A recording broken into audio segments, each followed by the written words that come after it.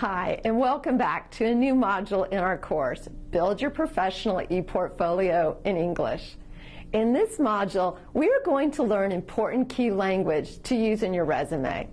A resume is a document that contains information about your professional abilities, and it is the most common type of document used for job applications. However, even if you are not looking for a job at this moment, it is always a good idea to keep your resume up to date and available for viewers to see when they visit your ePortfolio site.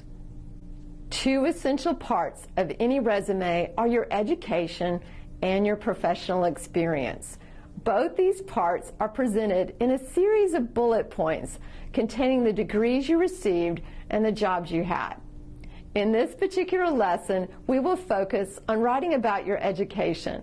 We're going to learn a little bit about your vocabulary for the most common degree types and date formats that normally follow them. So let's get started. Writing the education section of your resume includes writing the degree you received, the university, college, or school you went to, and the time you spent during that program. We're going to start with writing the name of your highest level of education in English. Now, it's important to remember that names we have for degrees or diplomas can vary from country to country. So we need to use vocabulary that is familiar to most native English speakers. Up to high school level graduates, the word diploma is used more commonly. However, most education beyond that is to gain a degree, and there are different names for each one. We're going to focus on these four: an associate's degree, a bachelor's degree, a master's degree, and a doctorate degree. If your degree does not translate directly, choose the type that best matches your degree. So, what does each degree represent? The first type of degree is an associate's degree. An associate's degree is generally a 2-year degree. Associate degree programs train students to complete certain technical functions. It normally does not include research development, and is considered higher than a high school diploma, but less than a bachelor's degree. If you have a similar type of degree, write associate's degree plus your field of study in your resume. For example, associate's degree in landscaping design, or associate's degree in administrative support. The second type of degree is a bachelor's degree.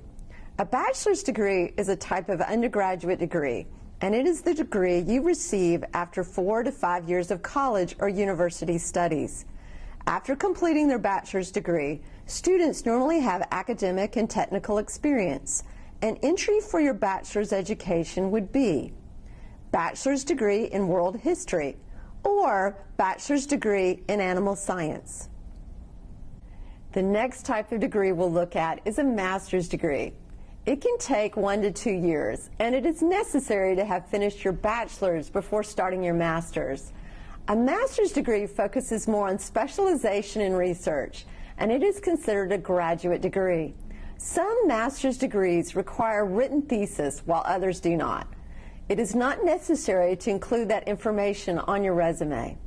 An entry for your master's education would be master's degree in early childhood education, or master's degree in physics. The last type of degree is a doctorate, and it can take 3 or more years to complete. A doctorate is usually considered the highest degree.